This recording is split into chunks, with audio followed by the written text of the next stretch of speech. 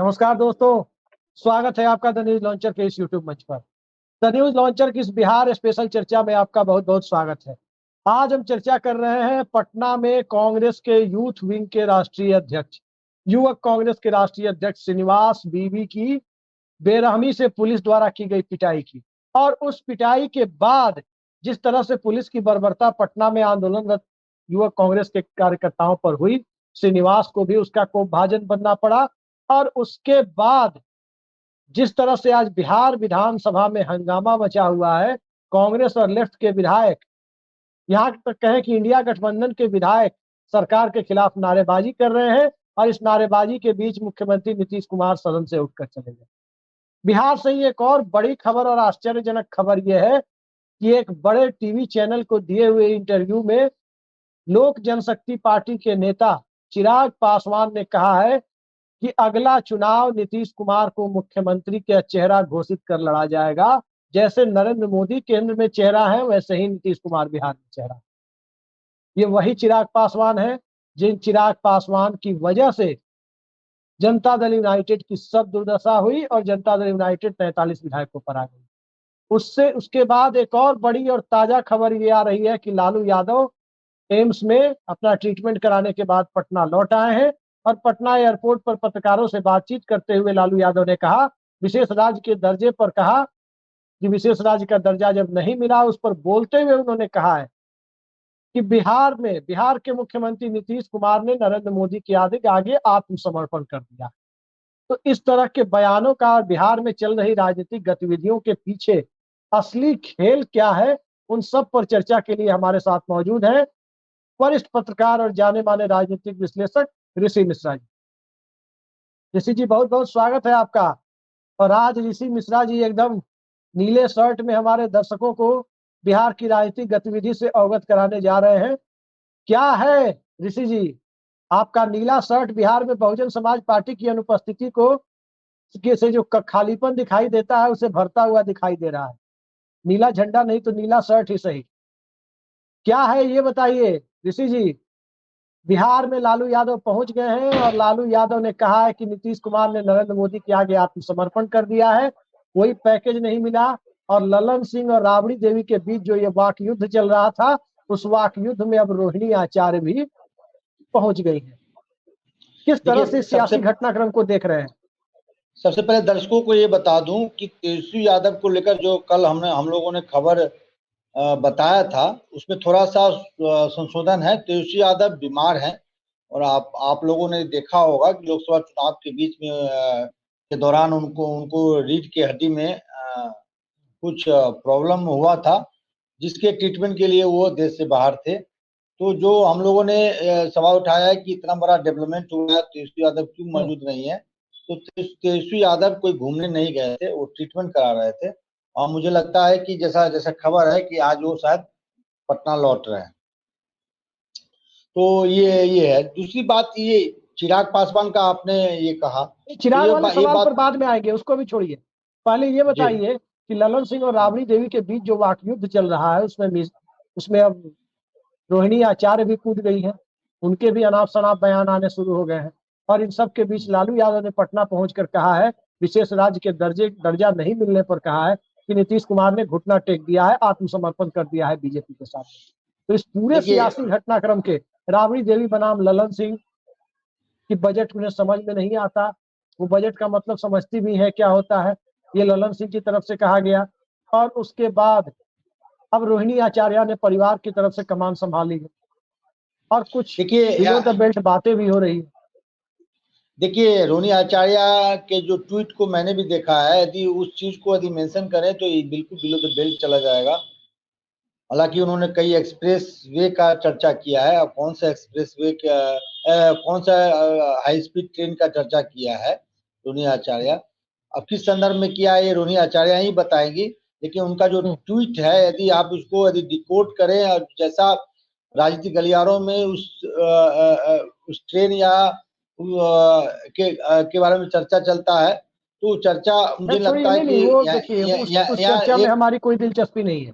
हाँ, वही मैं उसी चीज पे आ रहा था कि राजनीति में मतभेद होना चाहिए, मनभेद नहीं होना चाहिए। और मनभेद में इस प्रकार का बिलो द बेल्ट जाके हमला बोलना, आपने पूर्व में भी देखा कि राबड़ी देवी एक बार नीतीश कुमार जी के लिए क्या कही थी। हालांकि नीतीश कुमार पॉलिटिकली हमला जरूर बोलते हैं लालू यादव और उनके फैमिली पे, भ्रष्टाचार को लेकर, वंशवाद को लेकर।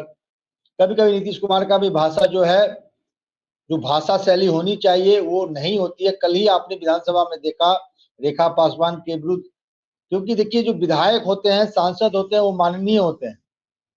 और आपने भी देखा होगा और दर्शकों ने भी देखा होगा कि जब लोकसभा अध्यक्ष या विधानसभा अध्यक्ष किसी विधायक को संबोधित करते हैं तो माननीय सांसद, माननीय विधायक करके कहते हैं। नीतीश कुमार का तो इतना लंबा राजनीतिक अनुभव रहा है, एक संसदीय राजनीति की इतना बड़ा लंबा अनुभव रहा है, उसके बावजूद भी जिस प्रकार से वो विधायक से बात कर रहे थे, हालांकि मंतव्य उनका सही था, उनका सोच सही था, लेकिन जो शब्द और शब्दावली का उन्होंने जो इस्तेमाल किया वो सही नहीं है एक मुख्यमंत्री के लिए, क्योंकि सबसे एक्सपीरियंस वाले विधायक हैं और सबसे सर्वोच्च पद पे आसीन है। तो इस प्रकार का बयान नहीं देना चाहिए। जहां तक ललन सिंह का ये कहना है कि राबड़ी देवी इकोनॉमिक्स या अर्थव्यवस्था को नहीं समझती हैं, ये बात बिल्कुल सही है। राबड़ी देवी उतनी दक्ष नहीं है, लेकिन पॉलिटिकली समझ तो है ही। एक राजनीतिक आलोचना है जो ललन सिंह ने की है। आमतौर पर अपने विपक्षी को लोग इस तरह से आलोचना करते हैं और इसमें कहीं भी संसदीय मर्यादा का उल्लंघन नहीं होता। मैं उसी पा रहा हूँ, सुन तो लीजिए ना। तो ललन सिंह ने जो हमला बोला है, बिल्कुल ये पॉलिटिकली हमला है, उसको गलत हम नहीं कर सकते हैं। लेकिन ललन सिंह से भी सवाल है कि आपके पार्टी में या बीजेपी में कितने ऐसे विधायक और सांसद हैं जो अर्थव्यवस्था को समझते हो, बजट को आम लोगों को समझा पाए। गोपाल मंडल समझते हैं सबसे बेहतर। और आपके जो वित्त मंत्री हैं बिहार में, जिसको आपने वित्त विभाग की जिम्मेदारी दी है, उनको अर्थव्यवस्था का कितना ज्ञान है? तो ललन सिंह जब एक उंगली दूसरे की तरफ इशारा करते हैं तो दो उंगली उनकी तरफ खुद बढ़ जाती है। तो इस बात का ख्याल रखना चाहिए। ठीक है, बिहार को ये उम्मीद था, 13 करोड़ जनता को ये उम्मीद था कि हमारे राज्य को विशेष राज्य का दर्जा मिलेगा, वो नहीं मिला। कल भी हमने कहा कि जब नीतीश कुमार विपक्ष में थे तब नरेंद्र मोदी ने 1,25,000 करोड़ का पैकेज दिया था, हालांकि वो पैकेज कहाँ गया पता नहीं। और जब आज आपके सहारे, आपके कंधों पर केंद्र की सरकार है, फिर भी आपको 59,000 करोड़ का पैकेज मिलता है। और पैकेज उसी प्रकार से है जैसे नई बोतल और पुरानी शराब। पुरानी शराब को नई बोतल में आप डाल के पेश कर दीजिए। तो कई पुराने प्रोजेक्ट हैं उसमें, उसको भी 59,000 करोड़ में जोड़ दिया गया है। तो ये स्थिति है। और खासकर इस मामले में करीब हर पार्टी का ढुलमुल नीति रहा है। 2004 से 2010 तक किसकी सरकार थी? मतलब 2005 से 2004 से 2009 तक यूपीए की सरकार थी। 9 से 14 तक यूपीए 2 की सरकार थी। यूपीए 1 में लालू यादव एक महत्वपूर्ण घटक थे। तो आपने उस समय क्यों नहीं केंद्र सरकार पे दबाव बनाया, मनमोहन सिंह पे दबाव बनाया कि हमारे राज्य को विशेष राज्य का दर्जा दीजिए? एक बात। दूसरी बात, नीतीश कुमार का भी आलोचना होना चाहिए। नीतीश कुमार वर्तमान में नीति आयोग का जो फॉर्मूला है या एक राज्य को विशेष राज्य का दर्जा देने का जो एक जो मापदंड है, उस पर बिहार नहीं खरी उतरती है। फिर भी आपने विशेष राज्य का मांग किया। दूसरी तरफ बीजेपी से भी सवाल है कि आप पूर्णिया में जाके आप प्रधानमंत्री पद पे आसीन होते हुए, सब कुछ जानते हुए भी आप जनता से झूठ बोलते हैं। नरेंद्र मोदी पूर्णिया के रैली में कहते हैं कि बिहार को विशेष राज्य का दर्जा मिलना चाहिए, और जब देने की बात आती है तो कहते हैं कि नीति आयोग का जो मापदंड है उस पर बिहार खड़ी नहीं उतरती है। तो तमाम पॉलिटिकल पार्टी जो है अपने राजनीतिक फायदे के लिए 13 करोड़ जनता को बेवकूफ बनाने का काम किया है। अच्छा ऋषि जी, एक सवाल यहीं पर उठता है ऋषि जी, क्या बिहार में जो 1 साल में राजनीतिक घटनाक्रम हुआ है, चाहे जाति गणना हो, आरक्षण बढ़ाना हो, आरक्षण बढ़ा हुआ रद्द होना हो, विशेष राज्य का दर्जा, विशेष पैकेज, और इन सब से अलग उत्तर प्रदेश से जो पीडीए की बयार चली, संविधान बचाओ की बयार चली, उन सब ने क्या बिहार की राजनीति में दो बड़े दलों, दो बड़े पलटू दलों जो पलटते रहते हैं, राजद और भाजपा, इन दोनों को राजनीतिक रूप से दिग्भ्रमित तो नहीं कर दिया है। इनका गोल पोस्ट पता ही नहीं चल रहा है कि कहाँ है। प्रशांत किशोर कह रहे हैं दूसरी तरफ कि तेजस्वी यादव, सम्राट चौधरी या राजद भाजपा अभी समझ ही नहीं पाएंगे नीतीश कुमार क्या चीज है। वो कब किसको, किसकी राजनीति को कहाँ छोड़ देंगे और कहाँ किसको किनारे लगा देंगे, ये लोग समझ ही नहीं पाएंगे। ये अलग बात है, प्रशांत किशोर को भी नीतीश कुमार ने किनारे लगा दिया। तो सवाल ये उठता है, ये दोनों राजनीतिक दल आपको नहीं लगता कि दिग्भ्रमित है बिहार के बदले हुए सामाजिक हालात में? देखिए, प्रशांत किशोर अपने निजी अनुभव से ये जरूर साझा कर रहे होंगे, क्योंकि नीतीश कुमार ने भी उनके साथ वही किया। एक जमाने में नंबर 2 थे और आने वाले समय में उन्हीं को जेडीयू संभालना था। आज इस प्रकार की जब भाषा और शब्दावली का इस्तेमाल नीतीश कुमार करते हैं तो समझ जाइए उस व्यक्ति का उस पार्टी से, खासकर जेडीयू से संबंध विच्छेद होने वाला है। नीतीश कुमार उनको ठिकाने लगाने वाले हैं। तो नीतीश कुमार बहुत ही चालाक नेता है, मैंने कई बार आपसे शेयर किया है और दर्शकों से भी कहा है कि नीतीश कुमार एक सीमित आधार होते हुए भी कई वर्षों से बिहार के राजनीति में प्रासंगिक हैं। उसके पीछे उनके जो हम तेज तरार जो पॉलिटिकल सोच है, एक चाणक्य के रूप में वो सोचते हैं और उन्होंने साबित भी किया है। और आज ये देखिए, आज तेजस्वी यादव जरूर बैकफुट पे है। तेजस्वी यादव को जिस प्रकार से एग्रेसिव अप्रोच अपनाना चाहिए था, ठीक है, तेजस्वी यादव लंदन में है, स्वास्थ्य लाभ के लिए लंदन गए हुए हैं, लेकिन आपके बड़े भाई तेज प्रताप यादव मौजूद थे, मीसा भारती यहाँ मौजूद थी, रोनी आचार्य सिंगापुर में क्या कर रही है? सिंगापुर, यदि आपको राजनीति करना है और सबसे एग्रेसिव पॉलिटिक्स के लिए रोनी आचार्य जानी जाती है, तो रोनी आचार्य को इस समय यहाँ होना चाहिए। विशेष राज्य का के दर्जा वाले मामले में कहीं ना कहीं जेडीयू बीजेपी बैकफुट पे है, तो पूरा माहौल बनाने की जरूरत थी। लेकिन जहां माहौल बनाने की जरूरत है वहां आप बिल्कुल एग्रेसिव नहीं है। तो कहीं ना कहीं देखिए, आपने बहुत बेहतरीन सवाल किया है। बहुत कम पत्रकार होंगे इस सवाल को समझेंगे। देखिए, नीतीश कुमार क्या करते हैं, समय समय पर जो अपोजिशन है उनको भी गुड फील कराते रहते हैं कि भैया हम आपके साथ आ सकते हैं। और इस गुड फील के चक्कर में जो एग्रेसिव अप्रोच अपनाना चाहिए विपक्ष को, वो अप्रोच नहीं अपनाती है, क्योंकि उन्हें लगता है कि आने वाले समय में नीतीश कुमार हमारे साथ आ सकते हैं। तो एक ऑप्शन खोल के रखते हैं, एक जो विंडो जो है नीतीश कुमार हमेशा खोल के रखते हैं और दूसरे पक्ष को गुड फील कराते रहते हैं कि भैया अब यहाँ जो है मेरा मामला खत्म होने वाला, हम अब उधर ही आने वाले हैं या आपको इधर ही लाने वाले हैं। आपके भाषा में, मेरे भाषा में हम उधर जाने वाले हैं और आपके भाषा में हम आपको इधर ही लाने वाले हैं। तो इस गुड फील के चक्कर में तेजस्वी यादव भी कंफ्यूज रहते हैं और बीजेपी भी कंफ्यूज रहती है। तो आपने बिल्कुल सही कहा। लेकिन अब जो हालात बन रहे हैं, खासकर रिजर्वेशन वाले मामले में, आपने देखा लोकसभा चुनाव में जिस प्रकार से इंडिया गठबंधन, जिसको एक तरह से लोग ये मान रहा था कि इंडिया गठबंधन कुछ खास नहीं कर पाएगी, आपने देखा आरक्षण और संविधान बचाओ जैसे मुद्दे ने इंडिया गठबंधन को बैकफुट से फ्रंट फुट पे ला दिया। 239 का कभी परिकल्पना इंडिया गठबंधन के नेताओं ने नहीं किया होगा। तो संविधान और आरक्षण वाला मामला बहुत ही सेंसिटिव मामला है और नीतीश कुमार यदि आरक्षण का जो सीमा बढ़ाई गई है उसको 9वीं अनुसूची में डलवाने में असफल होते हैं तो इसका पॉलिटिकल रिएक्शन देखने को मिलेगा। लेकिन पॉलिटिकल रिएक्शन या पॉलिटिकल डेवलपमेंट होते हैं, उसको भुनाने के लिए आपके पास एक लीडरशिप चाहिए।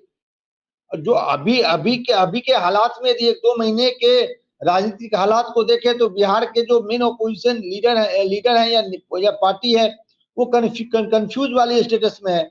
आपने देखा रुपौली के नतीजे के बाद शक्ति यादव का क्या बयान था, मृत्युंजय तिवारी का क्या बयान था। ऐसा बयान लग रहा था कि राजद अभी भी दोनों बाहें खोलकर नीतीश कुमार का स्वागत करने के लिए तैयार है। तो ऐसे स्थिति में कंफ्यूजन मतदाताओं में भी बनता है, समर्थकों में भी बनता है और जो आपके पार्टी के जो कैडर हैं उनमें भी बनता है। तो इस खेल के नीतीश कुमार, ये स्थिति तो बीजेपी की भी है। बीजेपी आज बिहार में नेता विहीन है, बीजेपी आज बिहार में मुद्दा विहीन है, बीजेपी आज बिहार में सामाजिक समीकरण विहीन है, बीजेपी आज बिहार में नैरेटिव विहीन है। अब बीजेपी है बीजेपी कहाँ आज देखिए, बिहार में, ये बताइए। अब बीजेपी खुद कंफ्यूजन में है। कभी बीजेपी में ये चर्चा चलता है कि आरसीपी सिंह को अध्यक्ष, प्रदेश अध्यक्ष बनाया जाए, कभी ये चर्चा चलता है कि भीम सिंह को प्रदेश अध्यक्ष बनाया जाए, कभी ये चर्चा चल रहा है कि जो प्रेम कुमार है उनको डिप्टी सीएम बनाया जाए। तो ये बीजेपी खुद कंफ्यूजन की स्थिति में है। कभी चर्चा चलता है कि जनक जी को अध्यक्ष बनाया जाए। तो ये बीजेपी क्या करना चाहती है, खुद कंफ्यूजन के स्टेटस में है। और बीजेपी ये समझ चुकी है, लोकसभा चुनाव के नतीजे जो आए हैं, रुपौली बाई इलेक्शन के जो नतीजे आए हैं, बीजेपी के कोर वोट बैंक का ट्रांसफर ना होना, फिर भी 60,000 के आसपास नीतीश कुमार के कैंडिडेट का वोट आना, वो भी अति पिछड़ा वाले सीट पे, ये दर्शाता है कि नीतीश कुमार का अति पिछड़ा समाज में अभी भी पकड़ है। तो सवाल और विधानसभा चुनाव में यदि राजद को टक्कर देना है, इंडिया गठबंधन को टक्कर देना है और सत्ता में फिर से वापसी करनी है, तो नीतीश कुमार के बिना ये संभव नहीं है। नहीं ऋषि जी, एक चीज को यहाँ बताइए आप, मैं थोड़ा सवाल लंबा हो जाएगा लेकिन मौजूद है। हाँ, इस बात में कोई शक नहीं है कि राष्ट्रीय जनता दल एक परिवार के नेतृत्व वाली पार्टी है और एक जाति विशेष में उसका जनाधार है, जो जाति विशेष का वोट बैंक इतना बड़ा है कि माइनॉरिटी चाहे अनचाहे माइनॉरिटी का वोटर भाजपा को रोकने के नाम पर बड़ी संख्या में उसके साथ खड़ा होता है। इसे एमवाई समीकरण कहते हैं। भारतीय जनता पार्टी के साथ क्या है, भारतीय जनता पार्टी आज की तारीख में, अब चूंकि नरेंद्र मोदी भी बिहार में एक जाति के दायरे में सिमट गया, ये सच्चाई है। सम्राट चौधरी अपनी जाति के भी नेता नहीं बन पाए, और ये बात जाति की हम इसलिए कह रहे हैं क्योंकि जाति आधारित राजनीति ही बिहार में होती रही है, इस बात से आप इनकार नहीं कर सकते। बीजेपी के पास कौन कौन से चेहरे हैं जिनको राजनीति कराना चाहती है? विजय कुमार सिन्हा अपनी जाति के नेता नहीं हो सकते जो डिप्टी सीएम है, उन्हें नेता मानते ही नहीं लोग। राधा मोहन सिंह, जनार्दन सिंह सिग्रीवाल और राजीव प्रताप रूडी एक पंचायत के भी नेता नहीं है, अपनी जाति की नेता हो ही नहीं सकते। संजय जायसवाल की बिरादरी की संख्या बिहार में 0.2 या 0.3% है, 0.2 या 3%, वो नेता हो ही नहीं सकते। तलवार बिरादरी की संख्या बेहद कम है, जायसवाल बिरादरी की। अब आप देखिए बिहार भाजपा में चेहरा कौन है? न विजय सिन्हा को भूमिहार नेता मानते हैं, न गिरिराज सिंह को भी भूमिहार नेता नहीं मानते अपना, न ही राधा मोहन सिंह, राजीव प्रताप रूडी और सिग्रीवाल को राजपूत अपना नेता मानते हैं, न ही संजय जायसवाल को जायसवाल यानी कलवार अपना नेता नहीं मानते, उनकी संख्या भी बेहद कम है। और उसके बाद रविशंकर प्रसाद ठहरे, वो भी अपनी बिरादरी के नेता नहीं है। तो जो अपनी बिरादरी का नेता नहीं, वो पूरे बिहार का नेता कैसे होगा? और जातियों की राजनीति में जब जाति जनगणना के बाद पहले से ही ये भावना और ज्यादा बढ़ी है, जिससे भाजपा की सीटें नीतीश कुमार के साथ के बावजूद घट गई है। अब आपको क्या लगता है, भारतीय जनता पार्टी की नैया क्या नीतीश कुमार भी बिहार में पार लगा पाने की स्थिति में है? गठबंधन में तो वो पहुंच जाएंगे 80 विधायक, गठबंधन में वो पहुंच जाएंगे 80 विधायक, पता चला ये रह गए 50 विधायक। देखिए, एक बात आपको मानना होगा, और ये बीजेपी के नेता भी ऑफ द रिकॉर्ड मानते हैं कि बिहार में खासकर BJP third line leadership develop करने में सफल रही, सेकेंड लाइन लीडरशिप डेवलप करने में सफल रही, लेकिन जो फर्स्ट लाइन लीडरशिप है, यानी फर्स्ट लाइन लीडरशिप कहने का अर्थ है जो कैप्टन होना चाहिए, जिन लोगों को कैप्टन होना चाहिए, जिनके फेस पे हमें चुनाव लड़ना है, जिनके फेस को आगे कर प्रोजेक्ट करके हमें चुनावी समर में जाना है, वो फर्स्ट लाइन लीडरशिप बिहार में डेवलप बीजेपी नहीं कर पाए। मैं सुशील मोदी को भी फर्स्ट लाइन लीडरशिप नहीं मानता हूँ। सुशील मोदी थे लेकिन सेकंड लाइन लीडरशिप में टॉप के नेता थे, लेकिन हमेशा वो नीतीश कुमार के जूनियर ही रहे, चाहे वो छात्र राजनीति हो, चाहे वो गठबंधन की सरकार रही हो, वो नीतीश कुमार के जूनियर ही रहे। लालू यादव और नीतीश कुमार की टक्कर का नेता बीजेपी खड़ा क्यों नहीं कर पाई? और तो खड़ा करने की गुंजाइश ही खत्म करा के बैठी हुई है। देखिए, एक तो कारण ये है कि आप हमेशा गठबंधन में रहे, एक कारण ये भी है कि आप हमेशा गठबंधन में रहे, नीतीश कुमार को अपना नेता माना। सुशील मोदी पे क्या आरोप लगता था कि जो बिहार भाजपा का जो कमल है वो नीतीश कुमार के चरण में है, ये आरोप लगता था ना। हालांकि नीतीश कुमार या हम तमाम पत्रकार ये मानते थे कि नीतीश कुमार और सुशील मोदी का जो केमिस्ट्री है बहुत बेहतरीन है, एक दूसरे के इशारे समझते हैं, एक दूसरे के मतलब कहने की जरूरत नहीं पड़ती है, कोई संवाद करने की जरूरत नहीं पड़ती है। लेकिन बीजेपी के तमाम एक बड़ा वर्ग ये आरोप लगाती थी ना कि सुशील मोदी जो है बिहार भाजपा का जो कमल है वो नीतीश कुमार के चरण में रख दिया है। लेकिन सवाल ये उठता है कि 14 के बाद अमित शाह और नरेंद्र मोदी की लीडरशिप का जब उभार होता है, उसके बावजूद भी जब आप हर राज्य में आप फतह कर रहे हैं, हर राज्य में अपने बलबूते चाहे जैसे भी सरकार बनाना हो, जनता के मैंडेट के थ्रू बनाना हो या विधायकों को खरीद फरोख्त करके बनाना हो, लेकिन बिहार में ये बीजेपी का फॉर्मूला सक्सेस नहीं हो पाया। ना आप ऐसे कोई एक लीडरशिप डेवलप कर पाए जिसका पैन बिहार इम्पैक्ट हो। अग्रणी जातियों का पकड़ अभी भी बीजेपी के पास है, 15, 17, 18% का जो चंक है अग्रणी जातियों का, आज भी जो भूमिहार ब्राह्मण राजपूत वैश्य जो है उनका झुकाव मोर ऑन एवरेज जो है वो बीजेपी के प्रति है। लेकिन जब तक आप गैर यादव ओबीसी में यानी ओबीसी ईबीसी में जब तक आप बड़ा पकड़ नहीं बना पाएंगे, बड़ा सेंध नहीं लगा पाएंगे, तब तक आप अपने बलबूते सरकार नहीं बना पाएंगे। और आज देखिए जब नीतीश कुमार की वापसी हुई तो तमाम नेताओं ने तर्क यही दिया कि अब भाजपा जो है अपने बलबूते चुनाव लड़ेगी। लेकिन नरेंद्र मोदी जो बिहार के राजनीतिक हालात को समझते हैं कि जो हमें आश्वासन, जो प्लेयर हमें आश्वासन दे रहे हैं उनकी कैपेसिटी क्या है, अपने विधानसभा और लोकसभा के बाहर ये 5 वोट नहीं दिला सकते हैं। आप बता दीजिए बिहार बीजेपी में कोई ऐसा नेता हो जो अपने विधानसभा और अपने संसदीय क्षेत्र के बाहर किसी समाज का, अपने समाज का वोट दिला पाए। क्षेत्र में भी नहीं दिला सकता, अपने क्षेत्र में भी नहीं दिला सकता। मैं सूची बता देता हूं, आप सम्राट चौधरी से ही शुरू कीजिए। भागलपुर के आसपास के क्षेत्रों में क्या कुशवाहा समाज का वोट दिला सकते हैं? हमारे यहाँ राम सूरत राय हैं, यादवों के नेता बनते हैं। राम सूरत राय औराई के बाहर सैदपुर, गायघाट, तमाम ऐसे जो क्षेत्र हैं वहां यादवों का वोट दिला सकते हैं क्या? या विजय सिन्हा को देख लीजिए, नित्यानंद राय को देख लीजिए। इस बार तो चर्चा ये था कि नित्यानंद राय को यादवों वोट में भी डिवीजन है, लेकिन खींच के चुनाव जीत गए। क्या नित्यानंद राय गोपालगंज में, मुजफ्फरपुर में या हाजीपुर में यादवों का वोट अपने पार्टी कैंडिडेट को दिला सकते हैं? नहीं दिला सकते हैं। अब चर्चा एक ये भी है, मैं इतर जा रहा हूं, तो राम कृपाल यादव का भी नाम प्रदेश अध्यक्ष के दौर में चल रही है। ऐसा कहा जा रहा है कि राम कृपाल यादव को प्रदेश अध्यक्ष बनाया जाएगा यदि सम्राट चौधरी पद छोड़ते हैं तो फायदा क्या होगा? यादव मतदाता, देखिए ऋषि जी, यादव मतदाता बिहार में लालू यादव के साथ रहेंगे, कुर्मी मतदाता बिहार में नीतीश कुमार के साथ रहेंगे। ये तो सच्चाई है। ये किसी को बना दीजिए, भाजपा प्रेम रंजन पटेल को राज्यसभा या विधान परिषद कहीं भेजी है ना, तो क्या हो गया? कुर्मी वोटर नीतीश कुमार का साथ छोड़ देगा क्या? बिल्कुल नहीं। यही सवाल तो मैं उसी पे आ रहा था कि भाजपा समय समय पे प्रयोग करती रही है यादवों को लुभाने का। आपने मध्य प्रदेश में मोहन यादव को जब सीएम बनाया गया तो उसको बिहार से कोरिलेट किया गया कि बिहार में हम साधेंगे। मैंने उस समय भी कहा था यूपी में खूब घुमाया गया, यूपी में खूब घुमाया गया है लोकसभा चुनाव। मोहन यादव जो है पूरे मध्य प्रदेश में बीजेपी को यादवों का वोट दिला ले, यही काफी है। और मोहन यादव का प्रोग्राम भी रखा गया था बिहार में, आपको याद होगा। तो ये तमाम डेवलपमेंट हुए हैं, लेकिन इस डेवलपमेंट का कोई फायदा होते हुए नहीं दिख रहा है। और बिहार वो समाजवादी धरती है, सुनिए, बिहार वो धरती है जहां कमंडल की राजनीति नहीं चली है।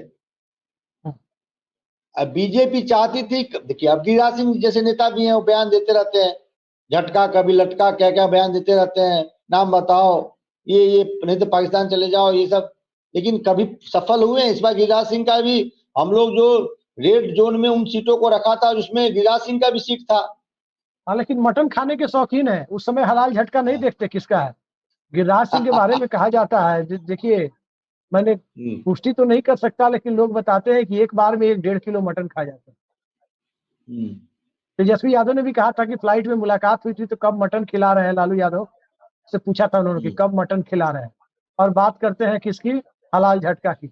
ऋषि जी, हम आखिरी सवाल की तरफ बढ़ रहे हैं, लेकिन उसके पहले हमें ये बताइए कि चिराग पासवान, जिनकी पार्टी की वजह से नीतीश कुमार की पार्टी इस हालात में पहुंच गई, वो पार्टी जो नरेंद्र मोदी का हनुमान बनकर बिहार में नीतीश कुमार को सत्ता से हटाने के लिए उस रणनीति में मोहरा बनी हुई थी 2020 में, अब कल एक टीवी इंटरव्यू में चिराग पासवान ने कहा है कि नीतीश कुमार, आदरणीय नीतीश कुमार ही बिहार में मुख्यमंत्री पद का चेहरा है और चुनाव में भी मुख्यमंत्री पद का चेहरा रहेंगे। तो पहले तो प्रशांत देखिए, किशोर ने कहा कि पहले तो पगड़ी बांधने वाले से प्रशंसा करवाया नीतीश कुमार ने, उनकी पगड़ी भी खुलवाई। तेजस्वी यादव क्या क्या कहते थे, उनसे भी प्रशंसा करवाया, उनको भी अपने अंडर में काम कराया, उनको भी झटका दे दिया फिर। और अब बारी किसकी है, चिराग पासवान की है। अब चिराग पासवान भी नीतीश कुमार का प्रशस्ति गान करने में लगे हुए हैं। ये क्या है? देखिए चिराग पासवान जिनके हनुमान क्या है, चीज हो तुम खुद तुम्हें मालूम नहीं है वाली बात क्यों हो रही है इसमें नीतीश देखिए कुमार के बारे में? चिराग पासवान जिनके हनुमान है, उन्हीं का आशीर्वाद नीतीश कुमार को मिला हुआ है। उन्हीं का आश्वासन नीतीश उनका कुमार को आशीर्वाद मिला हुआ है या वो नीतीश कुमार के आशीर्वाद पर गद्दी पे टिके हुए हैं? दोनों एक दूसरे को आशीर्वाद दे रहे हैं। दोनों एक दूसरे को आशीर्वाद दे रहे हैं। एक तरफ नरेंद्र मोदी कह रहे हैं नीतीश भाई आप अगले 5 साल तक मुख्यमंत्री रहिए, निश्चिंत होकर सरकार चलाइए, सम्राट चौधरी का पगड़ी भी खुलवा दिए। नरेंद्र मोदी ने कहा नीतीश कुमार से, सपने में आए थे और उस सपना में तीसरा कौन मैं भी था, क्योंकि मैं इन दोनों का संवाद सुन रहा था। तो नरेंद्र मोदी ने नीतीश कुमार जी को कहा कि देखो नीतीश भाई, ये सम्राट जो है बहुत बदमाशी आपके साथ कर रहा था, हमने तो पगड़ी खुलवा दिया और आप अगले 5 साल तक मुख्यमंत्री रहो। तो ये जो सपना में जो संवाद हो रहा था, इसकी जानकारी चिराग पासवान को लग गया। उसके बाद तुरंत उन्होंने एएनआई को इंटरव्यू दे दिया। तो चिराग पासवान जिनके हनुमान है वही मुरीद है नीतीश कुमार के। तो चिराग पासवान देखते हैं कि भाई जिनके बलबूते हम गधा चला रहे हैं, गधा भाज रहे हैं, वही उनके मुरीद है, तो हम किस खेत के मूली हैं। और जहां तक चिराग पासवान और नीतीश कुमार के बदले की बात है, आपने बिल्कुल सही कहा है कि चिराग मॉडल नहीं होता तो नीतीश कुमार 60, 65, 70 सीटों पे तो जेडीयू होती 2020 में। लेकिन इस बात को भी मानना होगा कि चिराग पासवान के पार्टी में जो ऑपरेशन हुआ, जो डिवीजन हुआ, और चिराग पासवान को ऐसा लगा और हम लोगों को भी लगा कि अब चिराग पासवान कहीं के नहीं रहे, तो उसमें नीतीश कुमार का भी हाथ था, बीजेपी का भी हाथ था। जिसके ये हनुमान बने थे, जिनको ये राम मान रहे थे, उन्हीं राम के सहमति से पार्लियामेंट में जो विद्रोही घटक था, विद्रोही समूह था, उसको मान्यता दिया गया। विद्रोही समूह के नेता को कैबिनेट में जगह दिया गया। बिना नरेंद्र मोदी के परमिशन, बिना नरेंद्र मोदी के सहमति लिए क्या पशुपति पारस को कैबिनेट में स्थान दिया जा सकता था? तो ये बदला जो है, मुझे लगता है कि जो फॉर्मूला होता है ना मैथ में, हिंस सीपीसीटी, हिंस प्रूव्ड हो गया है। दोनों एक दूसरे को झटका दे चुके हैं जी। और राजनीति में टाइमिंग का बड़ा महत्व होता है, परिस्थितियों का। एक समय नहीं, एक बाहुबली पॉलिटिशियन ने कहा था नीतीश कुमार के लिए, मुख्यमंत्री परिस्थितियों के मुख्यमंत्री हैं। तो राजनीति में टाइमिंग का बड़ा महत्व होता है और टाइमिंग अभी नीतीश कुमार का जो टाइम है वो सही है, अच्छे दिन है नीतीश कुमार के। एक चीज बताइए ऋषि जी, बिहार में हम लोग कबड्डी खेलते थे ना स्कूल वगैरह में बचपन में, तो कबड्डी में होता था हरदी गुर्दी बुलवा देना, सुने हैं ना? कबड्डी में नीतीश कुमार हरदी गुर्दी बुलवा देते हैं किसको? सम्राट चौधरी को भी पगड़ी खुलते, तेजस्वी यादव को भी, अब चिराग पासवान को। एक बात तो मानना होगा अभिषेक जी कि नीतीश कुमार अपने राजनीति जीवन के अंतिम पड़ाव में है। और अंतिम पड़ाव में भी वो कौन राजा थे, बहादुर शाह जफर की तरह तमाम विपक्षी पार्टी को हरदी गर्दी तो लहू लगा दिए हैं। दिल्ली से बैठे तमाम बड़े पत्रकार टाई कोट लगा के और बड़ा बड़ा क्रीम पाउडर लगा के कह रहे थे कि Nitish Kumar is now finish, Rishi ji मुझे नीतीश कुमार याद की है राजनीति खत्म हो जिस गई दिन है। मैंने प्रोग्राम आप ही के साथ किया था, लोकसभा की चुनाव चल ही रहा था, काउंटिंग के 10-15 दिनों पहले, कि बिहार में जेडीयू सिंगल लार्जेस्ट पार्टी बन के आ रही है, तो दिल्ली के कई पत्रकारों ने हमें फोन किया और कहा कि ये आप क्या चला रहे हैं, नीतीश कुमार इज गॉन, उनकी पॉलिटिक्स फिनिश हो गई है। और जब नतीजा आया तो उनमें से 1-2 लोगों ने कॉल किया वापस पलट के कि नहीं आप सही थे, बाकी लोग मुंह चुराते हुए चल रहे थे। अरे तो ये हमने जमीन से आशुतोष, रिपोर्टिंग नहीं करते हैं। हमने सत्य हिंदी के जो संस्थापक हैं हम लोगों के आदरणीय हैं आशुतोष सर से मैंने इस चीज की चर्चा की, तो वो भी मतभिन्नता रखते थे। वो कहते थे कि ऋषि ये कैसे संभव है, हम बोले कि अभी मैं नहीं बताऊंगा कैसे संभव है, रिजल्ट आएंगे तब हम चर्चा करेंगे जी। तो ये देखिए नीतीश कुमार, आपने बिल्कुल सही कहा कि राजनीति के अंतिम पड़ाव में भी इस प्रकार से छिटकी देना, बिहार के भाषा में लंगड़ी मार देना, सबके बस की बात नहीं है। और इसीलिए नरेंद्र मोदी नीतीश कुमार का लोहा मानते हैं। यही अच्छा, नीतीश कुमार की जो यदि पिटाई हुई है, यही सुने एक मिनट, यही नीतीश कुमार यदि भाजपा के अध्यक्ष होते, समझ जाइए भाजपा जैसे ताकतवर संगठन इनका होता, पैन इंडिया इम्पैक्ट होता, या जनता दल पुराने स्वरूप में भी होती और उसके अध्यक्ष नीतीश कुमार होते, तो भी हिंदुस्तान की राजनीति का दृश्य कुछ और होता। वहां पर भी कांग्रेस और कुछ भाजपा का विपक्ष परिवर्तन होता रहता। यही कहना हाँ चाहते बिल्कुल हैं। सही कहा है। अरे बहुत अच्छे, मेरे मन की बात ले लिए। जो बिहार में नीतीश कुमार कर रहे हैं विपक्ष परिवर्तन, वो केंद्र में कराते, कभी कांग्रेस के साथ कभी बीजेपी के साथ, और प्रधानमंत्री हमेशा वही रहते हैं। बिल्कुल सही बात, बहुत अच्छा बात बोले जी, बहुत अच्छा बात। ये तो खैर हंसी मजाक वाली बात है, लेकिन दर्शकों के लिए बड़ा गंभीर हंसी मजाक है, क्योंकि वास्तविकता के काफी करीब है। लेकिन ऋषि जी, अंतिम सवाल और सपाट जवाब, श्रीनिवास पर जिस प्रकार से लाठियां भाजी गई पटना में, क्या उसके बाद लगता है कि कांग्रेस पार्टी और जनता दल यूनाइटेड के बीच फिलहाल कोई मतैक्य बनाने की कोशिश कामयाब हो सकती है? नहीं देखिए, मैं नहीं मानता हूं। देखिए रोहिणी आचार्य का जो बयान आया है, मैं उसका चर्चा नहीं करना चाहता हूं। जो ट्वीट आया है, मैं दर्शकों को कहूंगा उस ट्वीट को देखें। उसके बाद मुझे नहीं लगता है कि अभी जो कुछ रिलेशन में कुछ लगता है, बहुत खटास है रिलेशन में। रोहिणी आचार्य यूं ही ऐसे बयान नहीं दी होंगी या नहीं लिखा होगा। और जिस प्रकार से देखिए, प्रोटेस्ट करने का सबका अधिकार है, और अहिंसावादी तरीके से यदि प्रोटेस्ट श्रीनिवास जी कर रहे थे, तो इस प्रकार से बिहार पुलिस को कोई हक नहीं है कि इस प्रकार से आप उनके साथ मारपीट करें। और आपने उस फुटेज को देखा होगा। और यदि लाठीचार्ज भी होता है तो पैर के नीचे किया जाता है, और उनके सर पर जिस प्रकार से लाठी चलाया जा रहा था, ये बिल्कुल सही नहीं है। और तो मैं तो ये कहूंगा नीतीश कुमार जी से कि ऐसे पुलिस अधिकारियों पे आप कार्रवाई करें जिनको ये नहीं पता है कि प्रोटेस्ट को कैसे काबू किया जाता है। यदि श्रीनिवास के सर पे चोट लग जाता और कुछ गंभीर मामला हो जाता, तब क्या होता? निश्चित तौर पर राजनीतिक आंदोलनों से नीतीश कुमार भी निकले हैं, लालू यादव भी निकले हैं, और 8 मार्च 74 को जब पटना में विधानसभा के घेराव के क्रम में ही जो लाठीचार्ज हुआ था, उसमें लालू यादव से लेकर नीतीश कुमार सब। जनार्दन सिंह सिग्रीवाल हाल में पिटा गए थे, देखे ना, उनके बॉडीगार्ड साथ में थे, पिटा। देखिए, अगर उन्हें लाठी नहीं पड़ती तो टिकट नहीं बचता। उनका चर्चा थी कि टिकट कट रहा है, लेकिन वो लाठी की फुटेज उनका टिकट बचा लिया।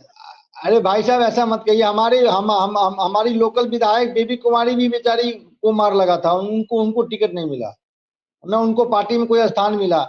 हमारी बुचहा के लोकल नेत्री हैं, विधायक रही हैं, बहुत संघर्षशील नेत्री रही है बेचारी, और उनको सर में भी चोट लगा था, लेकिन उनको ना संगठन में जगह मिला, ना पार्टी टिकट दी, ना राज्यसभा भेजी, ना विधान परिषद भेजी। तो भाई मार खाने वाले जनार्दन सिंह सिग्रीवाल ही नेता बन टिकट मिल पाया उनको, हमारी बेबी कुमारी को नहीं मिल पाया। खैर चलिए, राजनीति में जब सार्वजनिक जीवन में है तो लाठियां, पुलिस की लाठियां, आंदोलन और पुलिस की लाठियां, दोनों में एक रेसिप्रोकल रिलेशन होता है, अन्योन्य आश्रय संबंध होता है। लेकिन लाठियां बर्बरता की सीमा को नहीं लांघनी चाहिए, जो बात आपने बिल्कुल सही कहा। कि घुटनों के नीचे आंदोलन को दबाने के लिए अक्सर लाठियां कभी बहुत ज्यादा जरूरत पड़ती है, तब इस तरह का हल्का बल प्रयोग करना पड़ता है। सामान्य प्रदर्शन में इस तरह की चीजें होती नहीं है जो बिहार में उस दिन हुई है। निश्चित तौर पर छात्र आंदोलन से निकले हुए नीतीश कुमार के राज में अगर ये चीज हुई है तो ये चीज कहीं ना कहीं नीतीश कुमार की फिलॉसफी के ऊपर ही एक गहरा धब्बा है। अब देखते हैं, बिहार की राजनीतिक फिलॉसफी तो बिल्कुल अलग दिशा में जा रही है। एक ऐसी राजनीतिक फिलॉसफी जिसमें एक ही आदमी का एजेंडा क्लियर है, एक ही दल का एजेंडा क्लियर है कि how to retain a post of chief minister in Bihar, मुख्यमंत्री के पद को कैसे बरकरार रखना है। बाकी राजनीतिक दलों का एजेंडा, गोल, नैरेटिव कुछ भी क्लियर नहीं है। सब दिग्भ्रमित हुए हैं, सब मतिभ्रम के शिकार दिख रहे हैं। तो क्या बिहार में अगले 5-7 सालों तक यही राजनीति चलेगी? ये सवाल बहुत पेचीदा सवाल है। अगले पल क्या हो जाए नहीं कह सकते, लेकिन फिलहाल अंदेशे तो करीब करीब ऐसे ही नजर आ रहे हैं। ऋषि मिश्रा जी ने तो खोलकर सब कुछ रख दिया, सब कुछ बता दिया। आज की इस बेहद सार्थक चर्चा में जुड़ने के लिए ऋषि जी आपने समय निकाला, बहुत ही सारगर्भित चर्चा की। बहुत बहुत धन्यवाद आपका। नमस्कार।